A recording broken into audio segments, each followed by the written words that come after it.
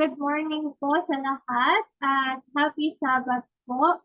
Welcome po sa ating Sabbath School program. At ang ating pong lesson ngayong araw ay um, nasa lesson 11 na po tayo ng ating pinag-aralan at ang title po is The Sin of Rebellion. So bago po natin yan discuss ay tayo po muna ay magsimula sa ating pag-aawitan ng ating opening song at susunod po ng opening prayer ni Sister Pearl at ganun din po yung um, ang special song naman po natin ay mula po kina um, Sister Hester Dulawan. And magdi-discuss po ng ating Sabbath school lesson, pwede po ba ay sama-sama po natin yung discuss, lalo na po itong mga nasa Zoom attendees po natin. So, yun po yung ating program. And tayo na po ay magsimula. Atin na pong awitin ng ating community.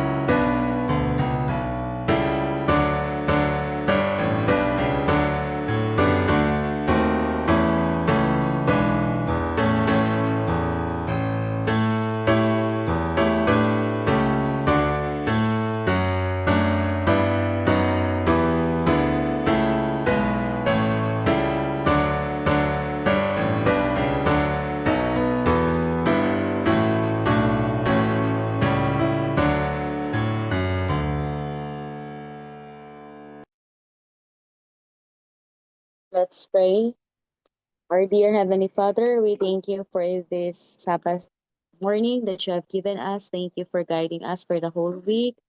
And this morning, we are asking for your presence and guidance to help us understand the Sabbath school lesson that we are going to study this morning. And please guide us and bless every one of us.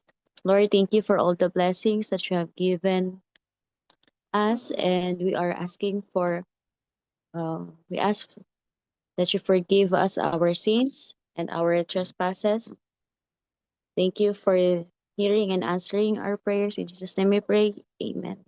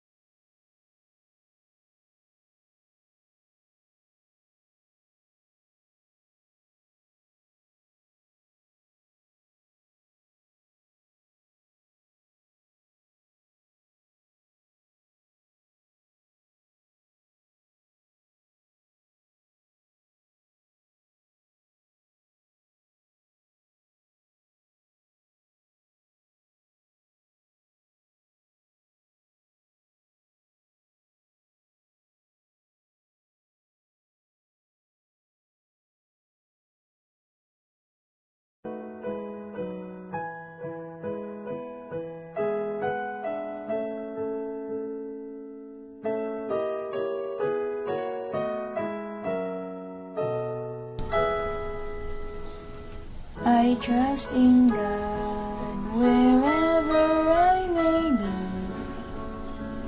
upon the land or on the stormy sea.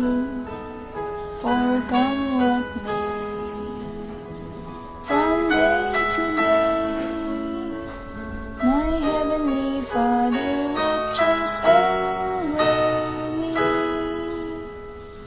I trust in God, I know He cares for me. On mountain peak or on the stormy sea, though billows roll, He keeps my soul. My heavenly Father watches over me. He makes the rose an object of His care. He guides the eagle through the pathless air, and surely He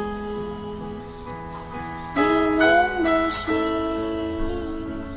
My heavenly Father watches over me. I trust in God, I know He cares for me.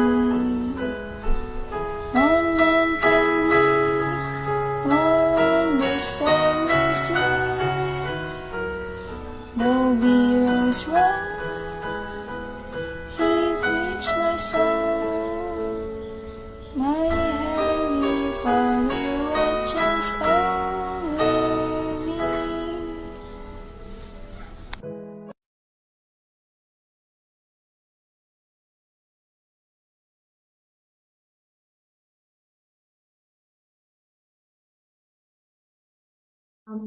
Thank you po, Sister Hester, sa napagandang special song para sa Diyos at inspiration din po sa ating mga um,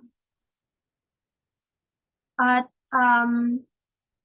maaari ko po bang malaman kung nandito na po si Brother Rancel, siya pong mangunguna sa ating Sabbath School lesson.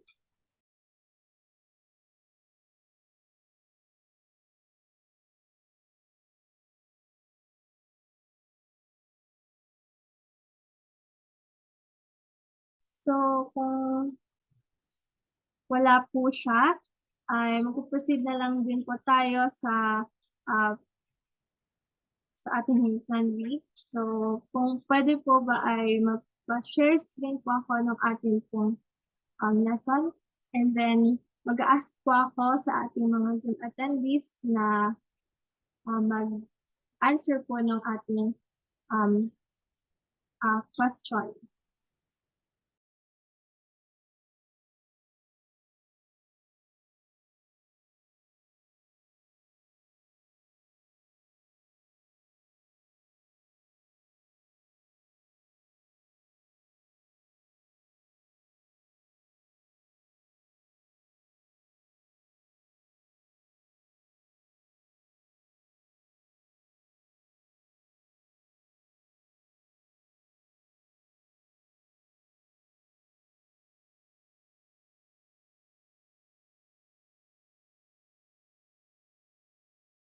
Okay, nakikita na po ba ang screen natin?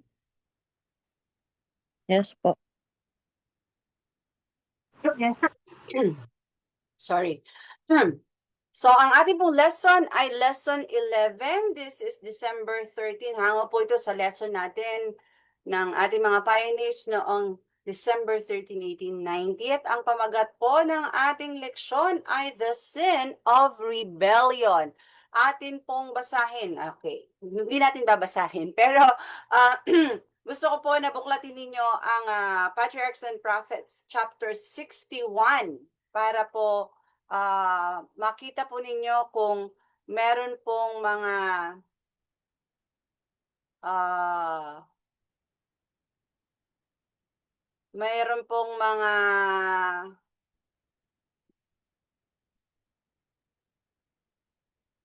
merong mga, anong tawag dito? Meron kayong mga nais na idagdag. Ano po?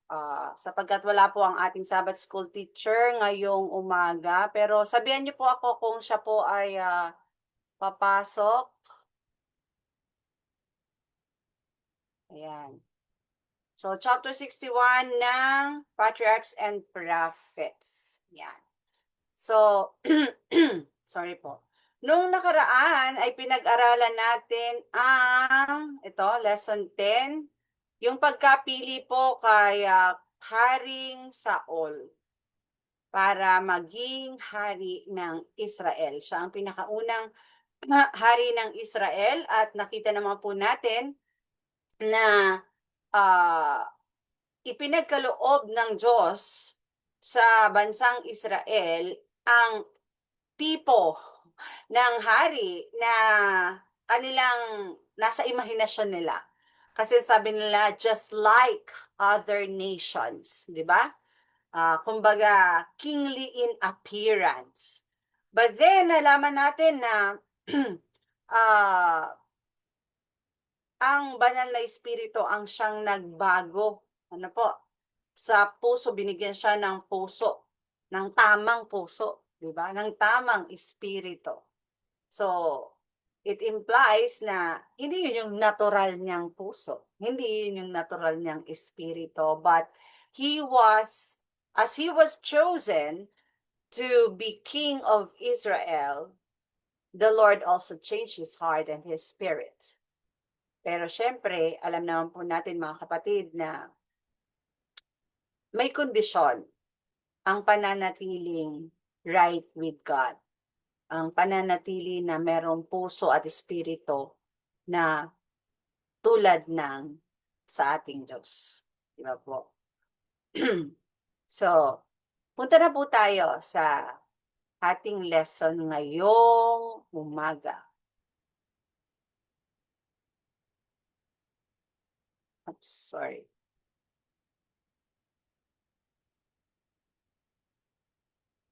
Para sa unang dalawang katanungan, makikita natin sa screen. Sa unang katanungan, inaanyayahan ko po ang bawat isa na kunin po ninyo ang inyong mga Biblia. Baka matagal-tagal na din natin hindi nabubuklat ang ating mga Biblia. Inaamag na sa taguan. So, atin pong buksan ang 1 Samuel 14 verses 47 and 48. Yan, medyo maganda yung aking kalagayan ngayon kasi nabubuksan ko yung Bible ko dito sa aking lap. Yan. Meron akong special na yung laptop table ko ay nagagamit ko para lagyan ko ng Bible at mabasa ko ng maayos ang aking Biblia. 14, 47, and 48 nasasagot sa katanungang how active did Saul show himself in behalf of Israel. Pasintabi na po, pasensya na, hindi po ako makapag-open ng camera. Hindi ko po kasi alam na ako ang magpipitch in ngayon. So, gaano daw po kaaktibo ang ipinakita ni Saul in behalf of Israel? So, sino po ang nais na bumasa ng 1 Samuel 14, 47, and 48? Ako na lang po, sister. Go ahead, Sister Tricia. So, sabi po sa 1 Samuel 14, 47, and 48, so Saul took the kingdom over Israel and fought against all his enemies on every side, against Moab and against the children of Ammon and against Edom and against kings of Zobah and against the Philistines. And whithersoever he turned himself, he vexed them. 48, and he gathered an host and smote the Amalekites and delivered Israel out of the hands of them that spoiled them. Grabe yung pagpapakita ng pakitang gilas, di ba? So nagpakitang gilas talaga ito si Haaring Solomon. Napaka-aktibo niya sa pakikipagdigma, pakikipaglaban, di ba? Ang kasunod na katanungan ay, how did he fulfill Samuel's prediction made made to the people when they desired a king. Ang sunod pong tanong, paano naman daw po niya na fulfill o nagawa yung prediction? Nag-predict itong si Prophet Samuel tungkol sa klase ng hari na gusto nitong mga Israelitang ito. Ano po ang sabi sa verse 52? Sabi po sa verse 52, and there was sore war against the Philistines all the days of Saul. And when Saul saw any strong man or any valiant man, he took him unto him. Okay. So ito na yung sang-ayon sa prediction ni Prophet Samuel, talagang matindi ang pakikipaglaban itong si Haring Saul sa mga Pilisteo. At kapag ka daw nakakakita ng malakas na lalaki itong si Saul, ay nire-recruit niya. So pinapasama niya sa kanyang hukbong sandatahan. Okay, let's go to the third and fourth questions. Or ibaba na natin hanggang 5. Ayan. So sa number 3, ano naman daw po ang mensahe na dinala nitong si Prophet Samuel mula sa Panginoon tungkol kay Amalek? Let's turn our Bibles to 1 Samuel chapter 15 verses 1 to 3. Who wants to read po? 1 Samuel 15 verses 1 to 3. Samuel also said unto Saul, The Lord sent me to anoint thee to be king over his people, over Israel. Now therefore hearken thou unto the voice of the words of the Lord. Thus said the Lord of hosts, I remember that which Amalek did to Israel, how he laid wait for him in the way when he came up from Egypt. Now go and smite Amalek, and utterly destroy all that they have, and spare them not, but slay both man and woman, infant and suckling, ox and sheep, camel and ass. Okay, so ano ang sagot, sister, doon sa tanong na what message did Samuel bring him from the Lord concerning Amalek? Anong gagawin niya kay Amalek?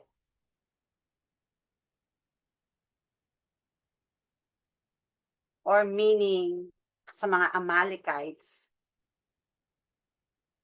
Sa verse 3, ano daw po ang gagawin? Papatayin niya si Amalek. And utterly destroy, sisirain niya ang lahat ng meron si Amalek. Wala siyang sasantuhin, di ba? Wala siyang spare. Lahat, mga babae, lalaki, bata, kahit sumususo pa sa nanay, yung mga hayop nila, yung mga alagang hayop nila, lahat yun pupuksain niya. Or papatayin niya. Yun yung mensahe. So sabi ni Samuel, pumunta kay Amalek, smote them. Yung mga Amalekites. Lahat, tao, hayop, lahat. Yun ang sabi ng Panginoon through Samuel. So number 4 question, what word of God was so thus to be the agent of fulfilling? Ano daw po yung salita ng Diyos? Sorry.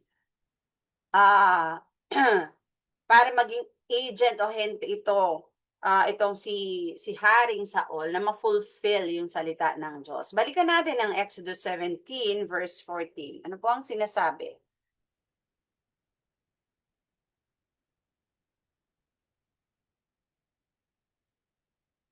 Sino po ang nais bumasa?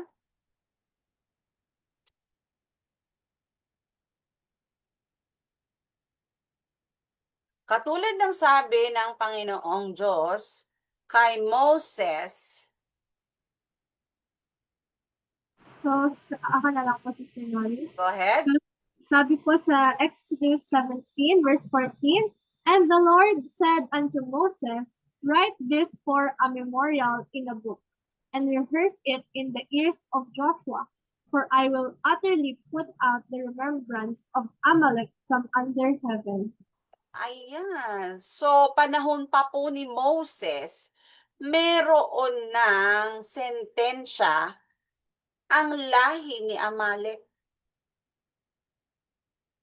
Ang sabi ng Panginoon kay Joshua, ipinasulat pa talaga para wag makalimutan, ipinasulat pa talaga sa libro. Ano po? Sabi ng Panginoon, for I will utterly put out the remembrance of Amalek from under heaven. Ibig sabihin, napakasama ng mga Amalekites, no? Na ilang taon yung nagdaan. Pero makikita po natin dito yung mercy ng Diyos eh. Kasi may ibig sabihin nun, mula nung sinabi yun ng Panginoon, may probation na binigay sa kanila. They could have chosen to repent. Pero pinili nilang manatiling masama. Kaya sa panahon ni Saul, kailangang ma-fulfill ang sinabi ng Diyos.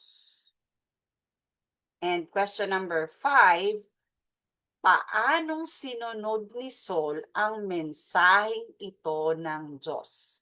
Balikan natin ang 1 Samuel chapter 15. Sino po ang nais bumasa? 1 Samuel 15, 4, 5, 7 to 9.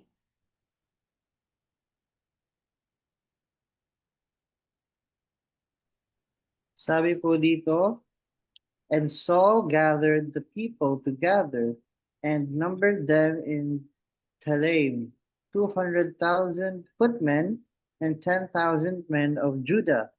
And Saul came to a city of Amalek and laid wait in the valley. And Saul smote the Amalekites from Havilah until thou comest to Shur, that is over against Egypt. And he took Agag, the king of the Amalekites, alive, and utterly destroyed all the people with the edge of the sword. But Saul and the people spared Agag and the best of the sheep and of the oxen and of the fatlings and the lambs and all that was good, and would not utterly destroy them. But everything that was vile and refuse that they destroyed utterly. So, nakita niyo ba mga kapatid? Sinunod ba ni Saul ang mensahe ng Diyos? Anong mensahe sa kanya ng Diyos? May ititira siya? Wala. Wala. Pero hindi sinunod ni Saul. So mga kapatid, ang Diyos, pag may inutos siya, kasi ang ugali ng Diyos natin, kapag may sinabi siya, ginagawa talaga niya. Kapag nagkaroon siya ng covenant with us, kung ano yung pinangako niya, tinutupad niya yun. And yun din ang expected sa atin ng mga tao. Na kapag may inutos ang Diyos sa atin, we are expected to obey. Wala tayong babaguhin sa inutos niya. Wala tayong karapatan na mag-sway o mag-swerve. Kung ano yung sinabi niya. Kaya nga, napakadelikado kapag dagdag bawas tayo sa salita ng Diyos, di ba? Kasi tingnan natin mga kapatid. Ano ang naramdaman ni Samuel nung malaman niya na hindi sumunod itong si Saul sa tagubilin ng Diyos? Anong sabi sa verses 10 and 11? Anyone po? It says here, then came the word of the Lord unto Samuel, saying, It repenteth me that I have set up Saul to be king, for he is turned back from following me, and hath not performed my commandments. And it grieved Samuel and he cried unto the Lord all night. Ayan, talagang ano talaga ito, alam mo si Samuel masyado siya talagang ano, yung anong tawag dun, yung talagang representative to lang Diyos eh. Na yung dama niya yung damdamin ng Diyos eh. 'Di ba? Nalaman niya, hindi sumunod itong si Samuel kung ano ang iniutos ng Diyos. Sabi, nagsisisi ako. Pinagsisihan ni Samuel na ginawa daw pa niyang hari itong si Saul. Na hindi siya sumunod sa sinabi ko, na sinabi ng Diyos, na gawin niya. So, talagang nalungkot pala itong si Samuel. At talagang umiyak siya sa Panginoon buong magdamag. So, ganun dinamdam nitong si Samuel ang pagsuway ni Saul sa utos ng Diyos na ubusin, no, ang mga Amalekites, tao at hayop. Patuloy natin.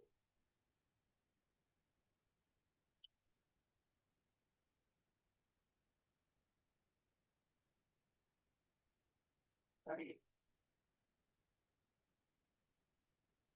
Ngayon, paano daw binati ni Saul itong si Samuel nung magkita sila after niyang makipaglaban sa mga Amalekites at after niya na pagkatapos niya na hindi sundin ang sinabi ng Diyos. Paano daw binati nitong si Samuel? Paano binati ni Saul si Samuel? Siyempre, alam niya kung ano yung utos. At syempre, aware siya na hindi siya sumunod sa utos. Hindi niya sinunod yung lahat ng iniutos. Di ba? So, how did Saul greet Samuel when they met? Verse 13. And Samuel came to Saul, and Saul said unto him, Blessed be thou of the Lord, I have performed the commandment of the Lord. Ay, naku, napakalaking sinungaling, ano? Sabi niya pa. Una, meron pa siyang, may introduction pa siya kay Samuel na Blessed be thou of the Lord. Yeah, may pagganon pa siyang intro, di ba? Tapos, ang kasunod na ay kasinungalingan. So, una, flattery, no? And then, lie. Sabi niya, I have performed the commandment of the Lord. Sabi niya, ginawa ko yung inutos ng Diyos. Sa verse 14, ano daw mga salita yung sinabi ni Samuel para i-convict itong si Saul ng pagsuway? Ang sabi ni ni Samuel, what meaneth then this bleating of the sheep in my ears, and the lowing of the oxen which I hear? Sabi niya, hindi niya agad-agad sinabi na, wag ka na magsinungaling. Alam ko ang ginawa mo, hindi ka sumunod. Hindi ganun ang sinabi ni Samuel. Sabi, ano tong naririnig ko na may mga boses ako ng ox at ng sheep na naririnig, no? Sabi, naririnig ko yung yung tunog yung sound ng sheep. Umuunga pa may mga umuunga pa dyan na mga oxen. So, sabi niya sa verse 15, ang sagot ni Saul, sabi ni Saul, ano yung niya, palusot niya? They have brought them from the Amalekites, for the people spared the best of the sheep and of the oxen to sacrifice unto the Lord thy God. And the rest, we have utterly destroyed. Yun ang sabi ni ni Saul. Sabi, tinuro niya pa yung mga kasama niya. Sabi, ay, dala yan ng mga tao, sabi niya. Mula sa mga Amalekites, in-spare nila. Hindi niya in-spare ko. Sino ba yung leader nung hukbong sandatahan ng Israel? Hindi ba siya? Hindi naman gagawa o kikilos yung mga tauhan niya kung hindi niya iniutos. First and foremost, siyang nakakaalam kung ano ang exact na utos ng Diyos. Pero, para ma-justify ang kanyang pag-disobey, itinuro niya, kumuha siya ng anong tawag doon, ng parang fall. How do you say that, Brother Rob? When you get someone to take the blame, how do you say it? Fall man, right? Tama ba? Brother Rob, are you there? Dinig po ako. Dito ba si Brother Rob? Yung Yeah, I aking, am. yeah, Yeah, yeah. I am. My I agree with you. yeah, my human dictionary. Ayan. So, Saul pointed to the people to justify himself. Sabi nila yan, na itira. Yan. Itira daw yung mga best sheep at oxen para i-sacrifice. So yung justification na isa-sacrifice naman ito sa Panginoong Diyos. Tapos yung iba pinatay na namin. So yung best kinuha namin para ma-sacrifice. So yun yung justification. So just like the people in every age when they how do you say that? When they conscientiously, they are aware of what they did or what they are about to do is wrong, they will have to to find a reason to justify their wrong action, right? So that action of Saul is still, you can see it's still being done until this day. Justified. Yeah, until this day. So people just tend to justify themselves, blame other people for their wrongdoings. And ano po ang reply ni Samuel? Anong sabi sa verses 16 to 19? Would you like to read, Brother Rob? Yeah, okay. Then Samuel said unto Saul, Stay, and I will tell thee what the Lord hath said to me this night. And he said unto him, Say on. And Samuel said, When thou wast little in thine own sight, wast thou not made the head of the tribes of Israel? And the Lord anointed thee king over Israel? And the Lord sent thee on a journey, and said, Go and utterly destroy the sinners like Amalekites, and fight against them until they are consumed. Wherefore then didst thou not obey the voice of the Lord, but didst fly upon the spoil, and didst evil in the sight of the Lord? Yan. So, kung susundan natin mga kapatid, paano ang pakikipag-usap nitong si Samuel kay Saul bilang isang nagkasala. Sa unang bahagi, pinaalala ni Samuel yung kalagayan ni Saul bago siya naging hari. So naalala mo ba kung gaano kaliit ang tingin mo sa sarili mo bago ka piniling gawing hari? Diba? Pagkatapos, ipinadala ka ng Diyos. Dati maliit lang tingin mo sa sarili mo. Pero pinili ka ng Diyos, pinahiran ka, ginawa kang hari. Tapos inutusan ka na patayin mo ang mga makasalanang Amalekites. At makipaglaban ka sa kanila hanggang lahat sila maubos. Pero bakit? Yan ang tanong ni Samuel. Bakit hindi mo sinunod ang tinig ng Panginoon? Nagdala ka pa ng mga samsam at gumawa ka ng kasamaan sa paningin ng Panginoon. Di ba? So very, anong tawag doon? Yung, makikita natin yung ni Samuel na talagang a man of, a man of God.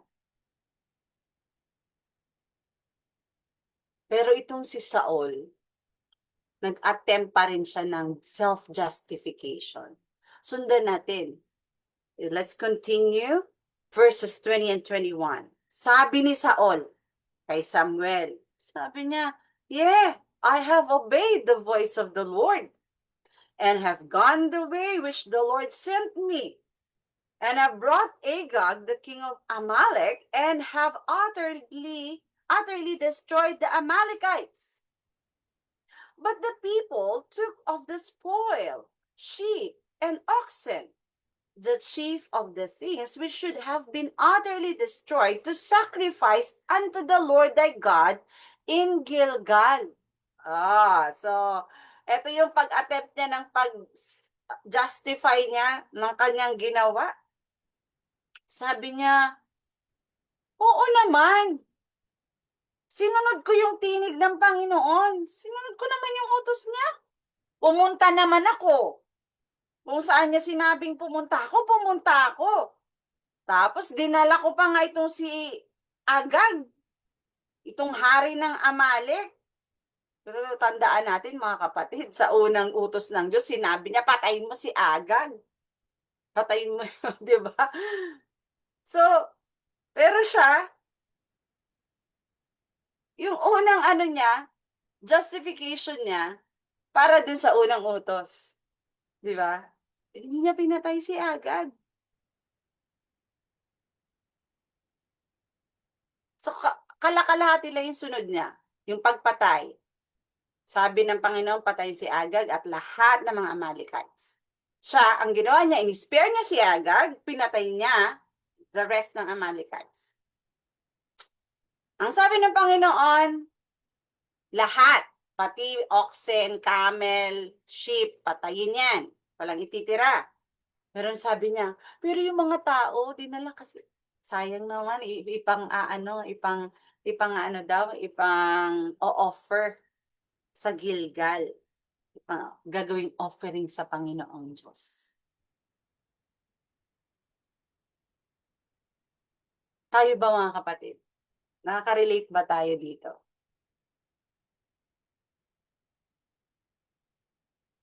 Meron ba tayong mga pagkakataon na katulad tayo ni Haring Saul? May inutos ang Diyos. Pero susundin lang natin kung ano yung gusto nating sundin. Tapos we will left something that we don't like to obey. And we don't like to do.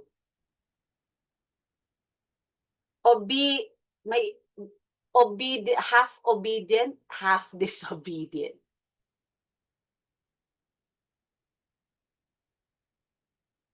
Meron tayong mga ganung pagkakataon for sure, di ba mga kapatid?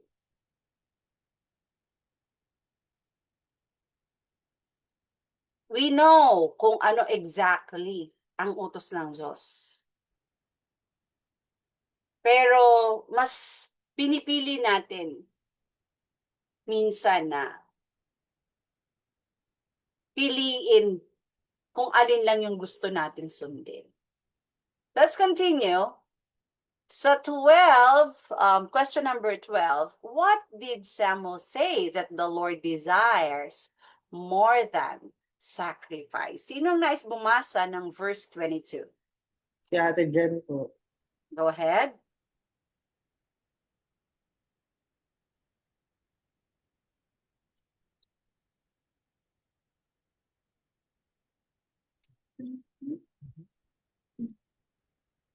Ang sabi po dito, and Samuel said, "Hath the Lord as great delight in burnt offerings and sacrifices, as in obeying the voice of the Lord?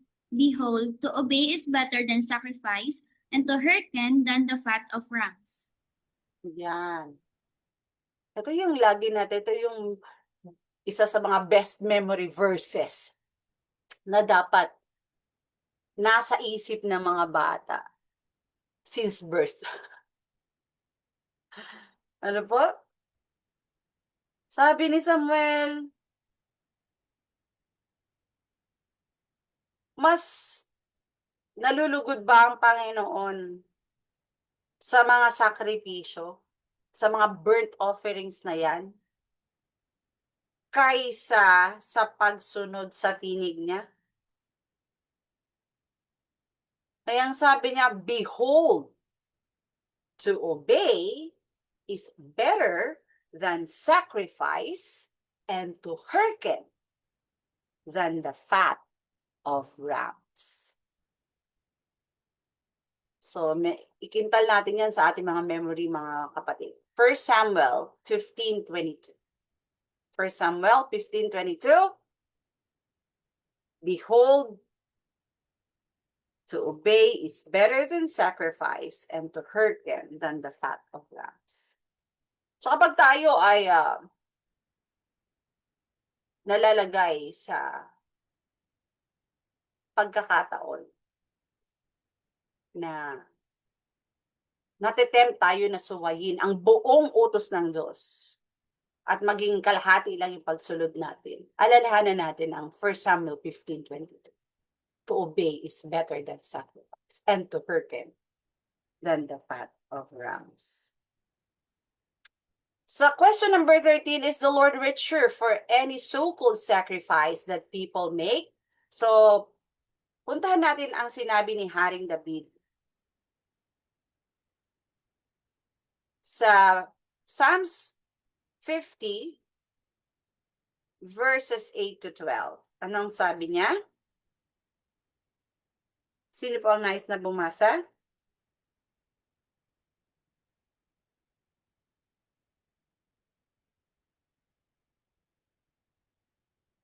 Anyone would like to read Psalms 50 verses 8 to 12? Brother Robbie, I can do it.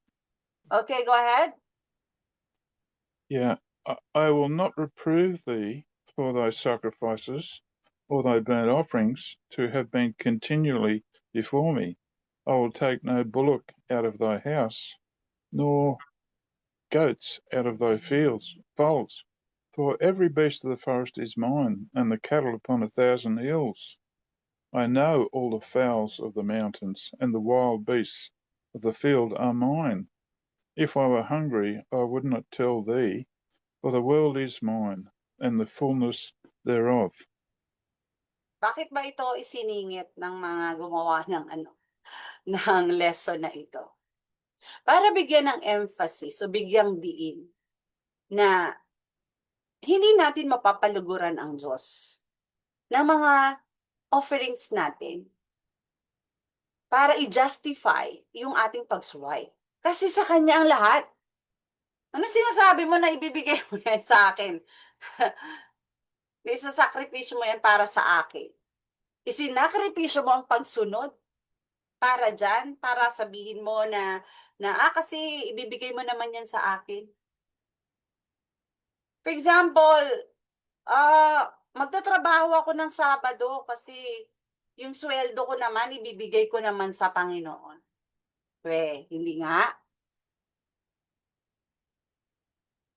Kasi ano naman ako, nurse naman ako. So, ano naman yun, ang tawag doon, justified naman yun kasi nurse naman ako. Bakit? Nagtatrabaho ka ba sa ospital ng nasa ibang ospital ka? Hindi ka ba makakahingi ng ng Saturday off? Na dapat Sabado ang rest day mo kasi nurse ka. Kasi doctor ka. O doctor ka, on call ka. Diba? Pag doctor ka. Pero yung sadyain mo na na magtatrabaho ka ng Sabado kasi sabihin, may doktor naman kasi ako.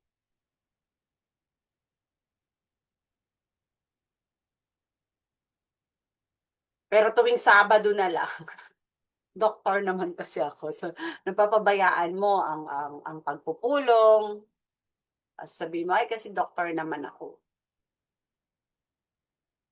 Yung sweldo ko, ibibigay ko na lang sa Panginoon. Tapos mapapansin mo, ay, Sabado pala, hindi na pala ako nakakasimba. So, Psalms 58:12, pinapaalala sa atin. Lahat ng bagay na yan, sa Panginoon. So, wag nating gamitin na justification ang pag-o-offering dahil lang sa pinili natin na sumuway tayo.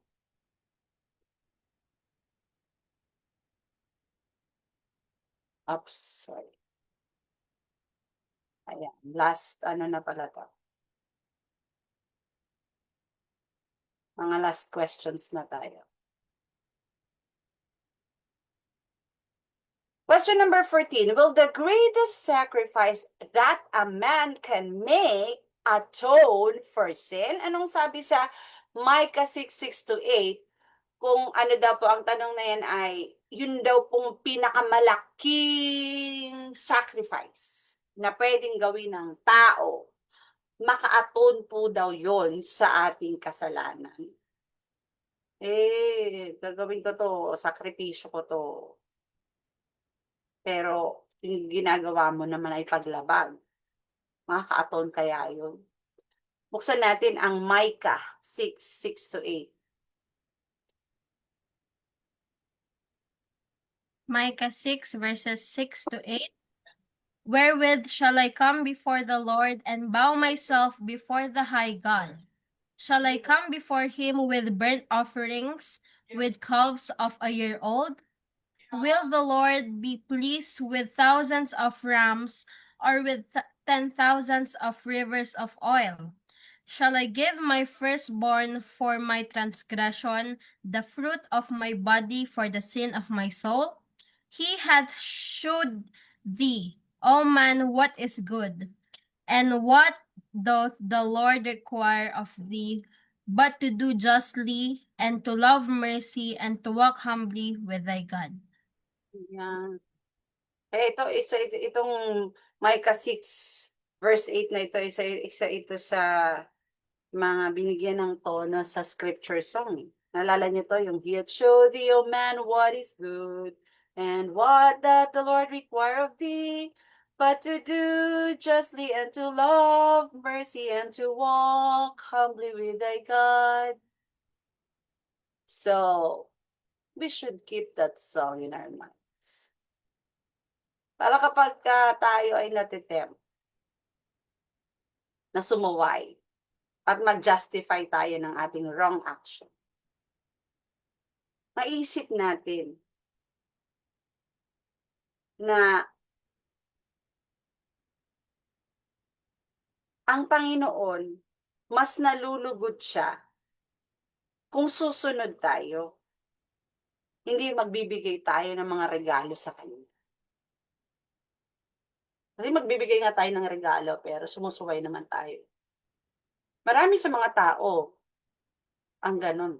Parang binabayaran nila ang Diyos, di ba?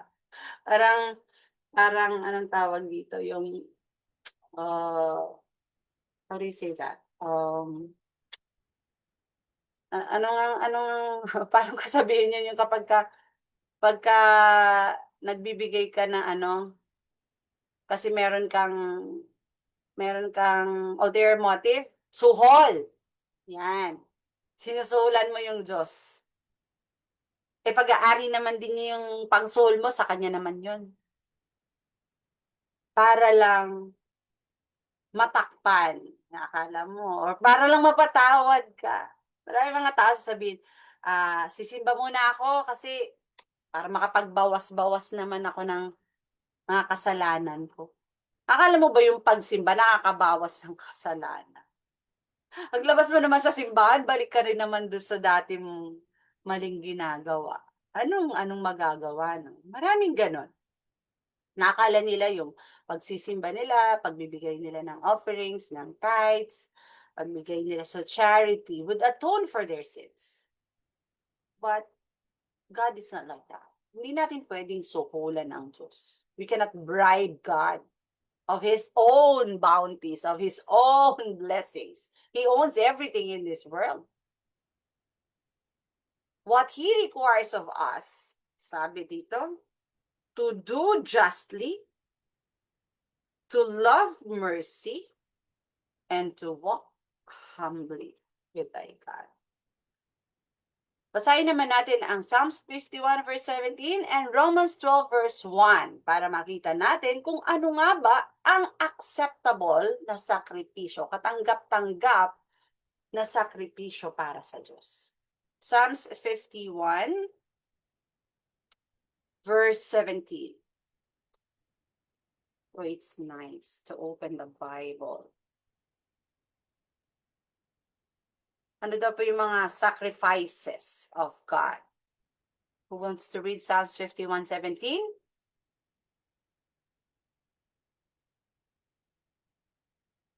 Anyone?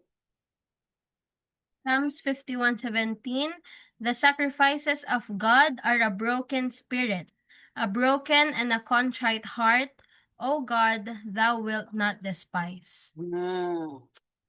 Ito yung katanggap-tanggap na alay sa Diyos. Bagbag na espiritu, broken spirit. Bagbag at nagsisising puso.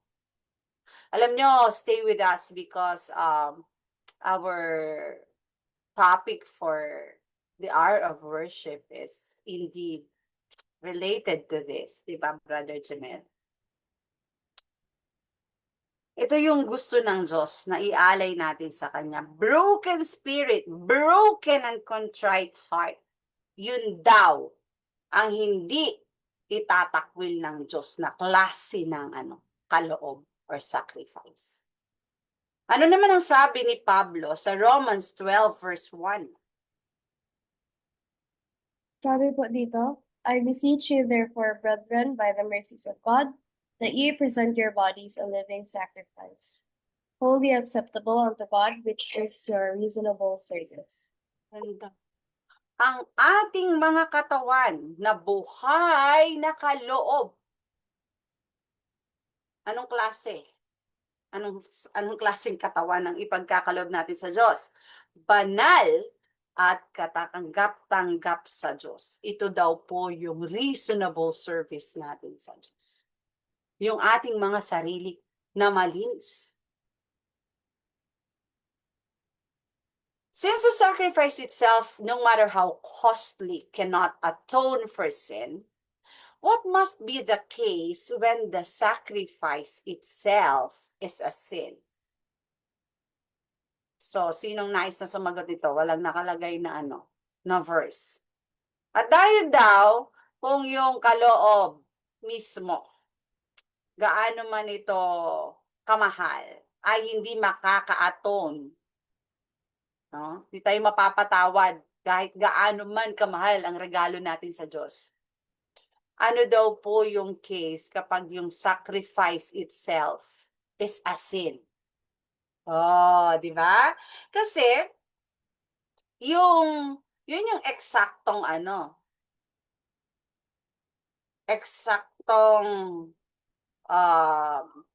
wait lang ha, may nagtatao po.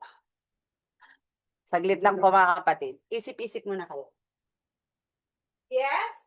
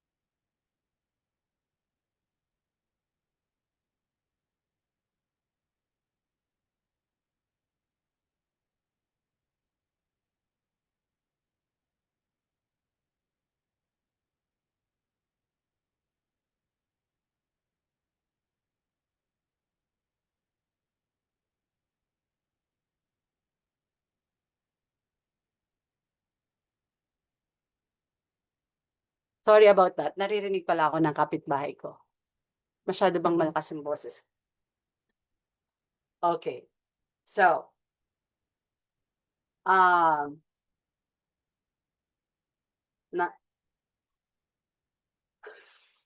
kinukulit ka na nga. Bata. Okay. So, sa anong tawag dito? Sa kalagayan ni Saul. Ano ba yan? Sister Nori, can you hear me, Sister Nori? Yes po. Not quite sure exactly where you're up to, but question 16. The question is, what sacrifice cannot atone for sin? So, if I can put it in my words, we can't offer we can't offer a I've forgotten the word, but we can't offer a sacrifice or an apology to someone if it's not acceptable to them, and the same thing in regard to God. So if we're trying to appease God with the wrong thing, it won't be acceptable. That's all. Exactly. Just like what Saul was thinking of sparing the best animals of the Amalekites to justify his action of disobeying God to destroy everything. He thought that it would be okay with God because he will be bringing those healthy ox and camels and sheep to be offered to God. So disregarding what God commanded him to do. And therefore, just like his case. Actually, Sister Nori, Yes. in Patriarchs and Prophets, Ellen White says that the intention of Saul, or perhaps the people, was that they were substituting the spoil of the instead of their own sacrifices, so they didn't have to use their own animals. Yeah. So they have the ulterior motive, right? It's a selfish motive. Wait a minute.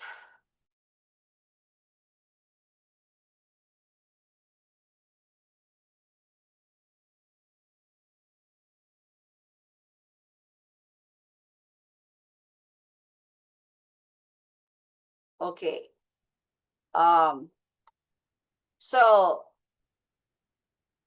the sacrifice itself is a sin. Kasi yung isasakripisyo nila, nga magaganda nga yung mga hayop na yon. Pero yun ay bunga ng pagsuway. So therefore, it cannot atone. For example,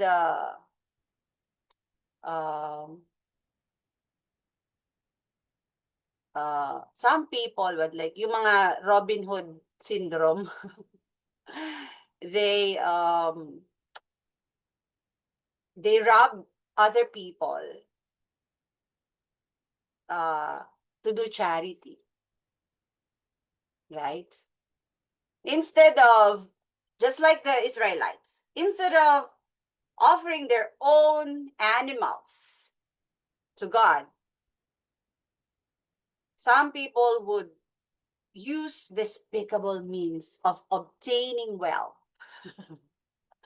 and then give offering to the Lord and then do charitable works. They would choose to disobey God and then pour out a lot of money into the cause of God, saying it is acceptable to God, right? So what did Samuel say of rebellion and stubbornness? Ano daw po ang sinasabi ni Samuel sa pagre-rebelde, pag-aalsa laban sa Diyos at katigasan ng ulo?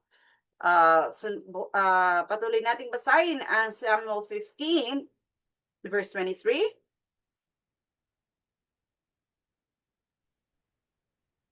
Sino pong babasa?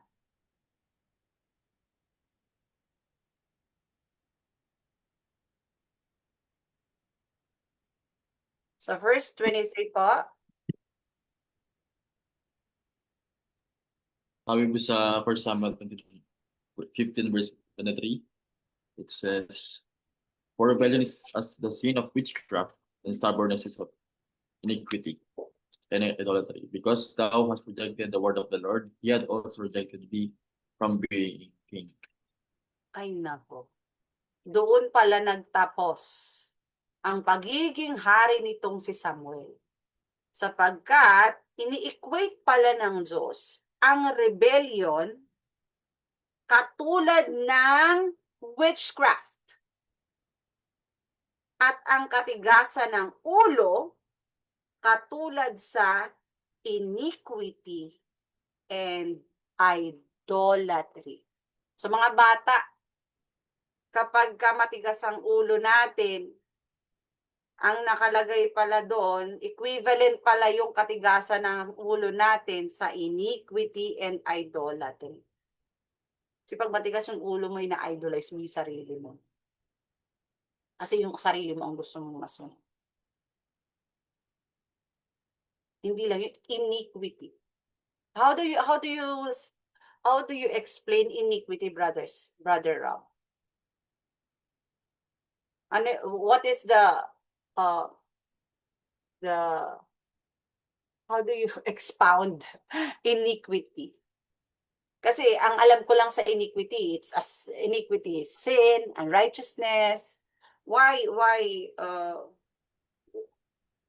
is it that Iniquity is understood as rebellion. It's going against what God has told us to do. Oh, okay. Kaya, yun mga kapatid, dahil sa pagre-rebelde niya at katigasan niya ng ulo, God rejected him at inalis sa kanya ang throne. Inalis sa niya, sa lahi niya, kasi dapat, di ba, yung lahi ni Saul, sa kanya manggagaling ang hari ng Israel, being the first king of Israel, pero inalis sa kanya because of his rebellion and stubbornness. Ano nga daw ba ang witchcraft? Kasi sabi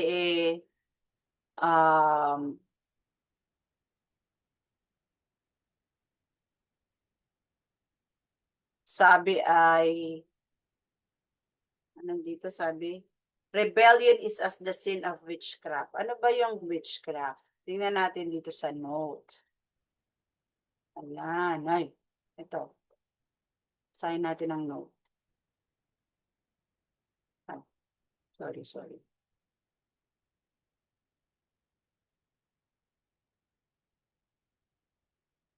Mahaba ito eh.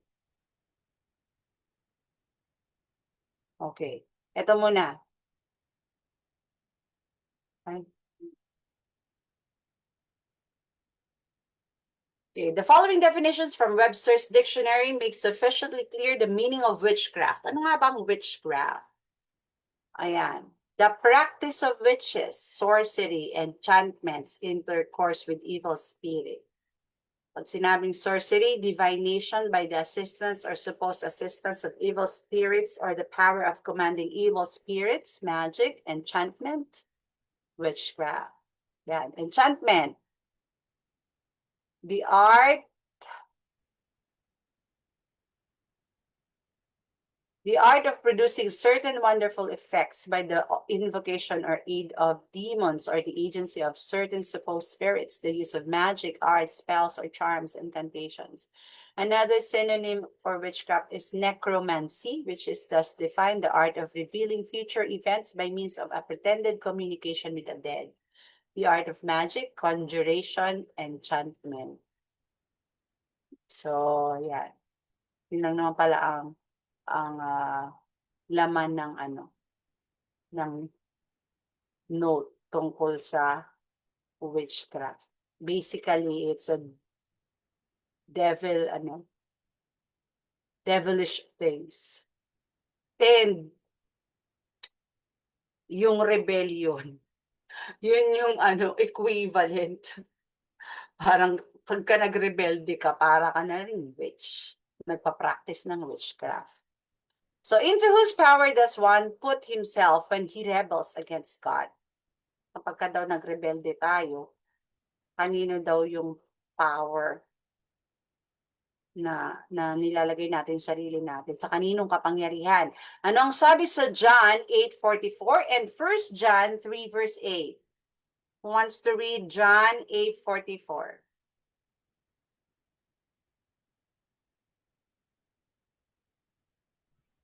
Sabi po dyan, ye are of your father the devil, and the lust of your father you will do. He was a murderer from the beginning, and abode not in the truth, because there is no truth in him. When he speaketh a lie, he speaketh of his own, for he is a liar and the father of it. Yan, kaya mga bata, kapag ka nagsisinungaling tayo, nagpapalit tayo ng tatay. No? Sino nagiging tatay natin kapag ka nagsisinungaling tayo? Yung diablo. So, sino sa inyo ang gustong maging tatay ay yung diablo? Yan. So, punta tayo sa 1 John 3 verse 8. So, kapag ka tayo ay nagrebelde, nagsinungaling tayo, dahil matigas ang ulo natin, nagpapalit tayo ng tatay. Nagiging tatay natin ang kaaway ng Diyos, ang diablo. So, ano naman ang sabi sa 1 John 3 verse 8? Sabi po dito, he that committed sin is of the devil, for the devil sinned from the beginning. For this purpose the Son of God was manifested, that he might destroy the works of the devil. Ayun. So sabi naman sa 1 John 3 verse 8, kapag tayo ay nagkasala, meaning kapag tayo ay lumabag sa inutos ng Diyos, ay na tayo, hindi na tayo kakampi ng Diyos, syempre, doon na tayo sa kampo ng kaaway. So kung gusto natin na manatili tayo sa kampo ng Diyos, manatili tayong maging masunurin. At para sa huling katanungan then, whose working will surely be accepted by those who persist in going contrary to the commandments of God. So, kaninong mga gawa lamang daw ang matatanggap? Should be by those who persist in going contrary. Who's working? Bakit ganun yung question? Ano man to? Then, whose working will surely be accepted by those. Kapag ka nag-persist ka na lumaban sa mga kautusan ng Diyos, kanino lang daw yung matatanggap? Ano ba yan? Bakit ganyan naman to? Parang nalito ako, Kuya Aldri. Minsan nakakalito yung English nila eh. How do you paraphrase it? Can you paraphrase it, Brother Rob? It's a bit confusing. I lost you. You'll have to repeat it. Sorry. The number 20? Just a moment. Let me check 2 Thessalonians 2:9-12. What do you mean by paraphrase? Because Put it in other words. you know? yeah, I could not. I'm a bit confused of what the writer is trying to to say. Because it's not a question anyway. It should be a question, right? But it's period. And then the first part, for me, I don't The get first it. part of it is talking about those who are working after the initiatives of Satan, and well, it actually says with all powers and lying wonders, but and Yeah. all unrighteousness, Yeah. So if because we they continue, receive not yeah, the love of the truth. yeah. If we continue to disobey God's commandment, whose working are we accepting? Right? Ano po ang sabi sa kapag tayo daw po ay nagpatuloy sa pagsuway sa mga utos ng Diyos, kanino daw pong gawain ang tinatanggap natin? Yun ang ibig niyang sabihin. So, ano po yung sabi sa 2 Thessalonians 2, 9 to 12? Thank you very much, Brother Rob. Sabi po dito, even him whose coming is after the working of Satan with all power and signs and lying wonders, and with all the deceivableness of unrighteousness in them that perish, because they receive not the love of the truth, that they might be saved. And for this cause God shall send them strong delusion, that they should believe all lie, that they all might be damned who believed not the truth, but had pleasure in unrighteousness. So, yan. So, clearly mga kapatid, kapag tayo ay nagpatuloy na subuhay sa mga utos ng Diyos, ang tinatanggap natin ay ang gawain ng kaaway, ang kanyang mga kasinungalingan at ang kanyang mga pandaraya. At ang mangyayari nun, pag nagpatuloy tayo na sumuway sa utos ng Diyos, patuloy din tayong tatanggap sa mga kasinungalingan at pandaraya ni Satanas. That ends our lesson for this morning. Ayun. Thank you po so much, Sister Nori, sa pagsalo po ng ating pong discussion at sa mga nakasama din po natin na magbasa po ng atin pong mga answers. So, nakita po natin yung result ng kasalanan na kapag atin pong sinusunod yung ating kagustuhan kaysa dun sa utos or plano ng Diyos para sa atin. So, una po, di ba, nag-ask yung mga Israelites ng king, and nabigyan naman po sila ng king, kaya lang po yung king ay naging rebellious. So, si Saul naman po na sana po ay, kumbaga, nagpa-guide sana siya sa Diyos para sa pagiging ruler sa Israelites, ay hindi po yun yung ginawa niya, bagkus siya po ay, yun nga po, hindi po siya sumunod, naging rebellious po siya, at dahil po doon ay parang reject na po siya na maging king ng Diyos. So, lahat po ng ating pong sariling plano or na taliwas po sa kautosan ng Diyos or sa plano ng Diyos para sa atin ay magiging result po nun ay vanity. So, kung tayo man po ay katulad po ng sa huli natin pong nabasa ng mga verses, kapag hindi po tayo naniwala sa katotohanan at mas pinili po natin yung unrighteousness, ay we all be damned. So, yun po yung mangyari sa atin, at nawa po ay itong lesson po natin maging lesson po sa atin na wag magpatuloy sa ating pagkakasala or kasalanan. So, yun po. At kung meron pa po bang magdadagdag ng kanilang pong insights bago po tayo dumako sa ating pagtatapos, pwede na po kayong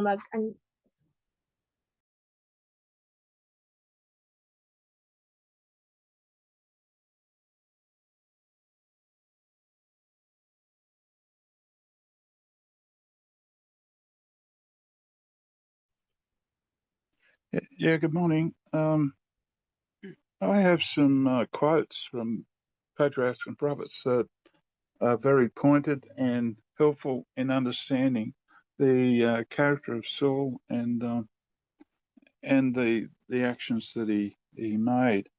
So I'll just read them if that's okay. When called to the throne, Saul had a humble opinion of his own capabilities and was willing to be instructed. He was deficient in knowledge and experience and had serious defects of character.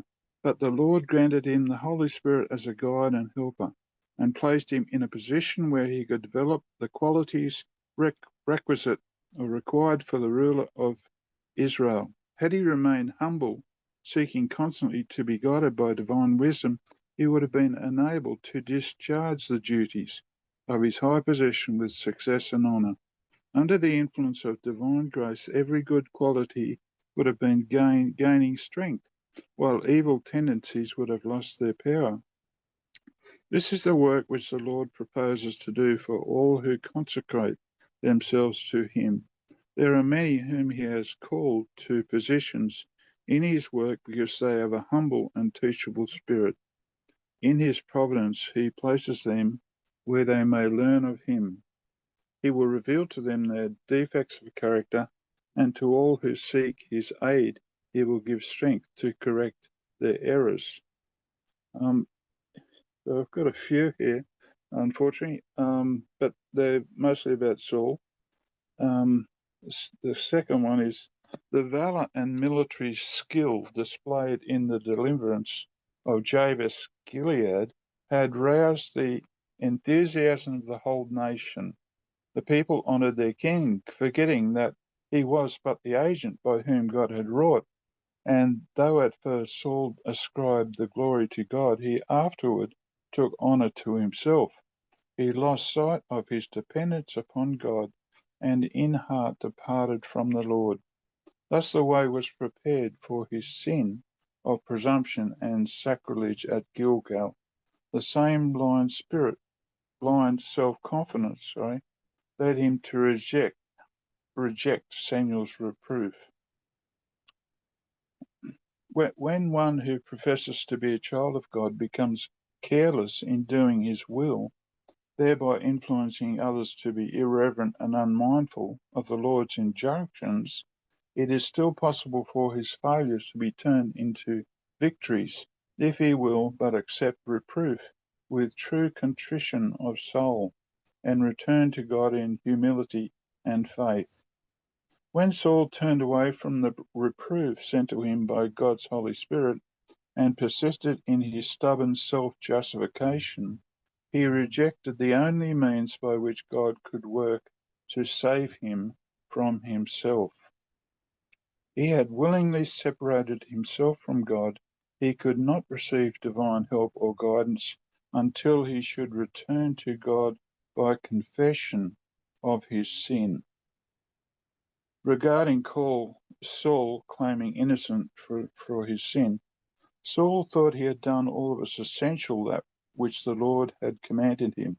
But the Lord was not pleased with partial obedience, nor willing to pass over what had been neglected through so plausible a motive. God has given men no liberty to depart from his requirements. The Lord had declared to Israel, "Ye shall not do every man whatsoever is right in his own eyes, but ye shall observe and hear all these words which I command thee." Rebellion is as the sin of witchcraft, and stubbornness is as iniquity and idolatry. Rebellion originated with Satan, and all rebellion against God is directly due to satanic influence.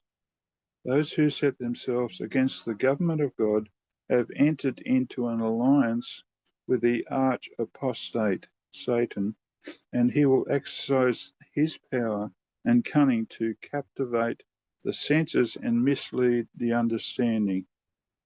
No stronger evidence can be given of Satan's delusive power that when many who are thus led by him deceive themselves with the belief that they are in the service of God. Regarding the people's demand that they have a king to rule over them, they felt little solicitude that their king should possess those higher qualities which alone could fit him to rule with justice and equity. They did not ask for one who had true nobility of character, who possessed the love of and fear of God. Saul was rejected because he would not humbly be led as to what was God's will, and Samuel told him that it was rebellion against God.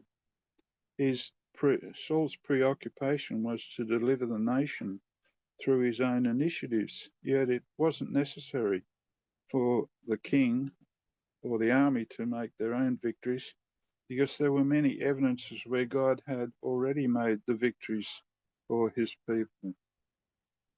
Just some comments, and I hope you're blessed with those. Thank you. Thank you, Brother Rob. And bago po tayo umawit ng ating closing song, basahin ko lang po itong message po ni Brother Ed Cantiga. Ito po ay from, ano po ang 5. Testimonies Volume 2. Testimonies for the Church Volume 2. Okay po. So sabi po dito, if the people who now profess to be God's peculiar treasure would obey his requirements as specified in his word, special testimonies would not be given to awaken them to their duty and impress upon them their sinfulness and their fearful danger in neglecting to obey the word of God. Consciences have been blunted because light has been set aside, neglected, and despised. So, yun po yung kanyang binasa. So, atin na pong, tayo na po ay dumako sa ating pagtatapos. At awitin po natin ating closing song at susunod po yan ng closing prayer mula po sa Flores family.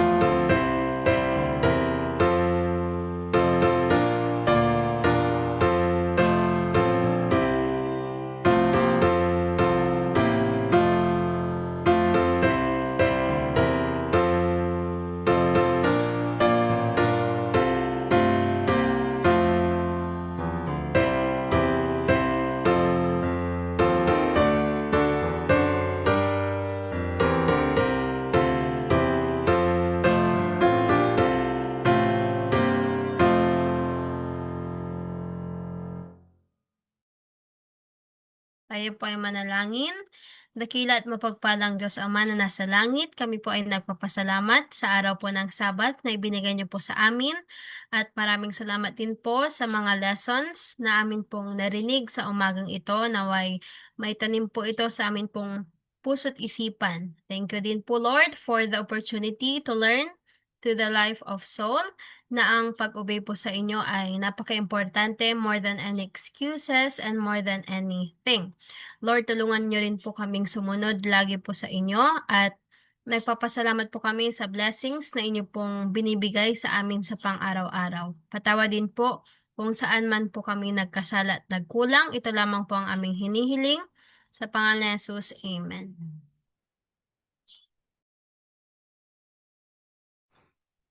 Thank you po, Sister Mels. Muli po, maraming salamat po sa mga nag-join po sa atin sa atin pong Sabbath School. At thank you po sa mga nanonood sa Facebook Live. Magbabalik po tayo mga ilang minuto lang po para po sa pag-prepare sa ating second service. So, good morning po muli and happy Sabbath.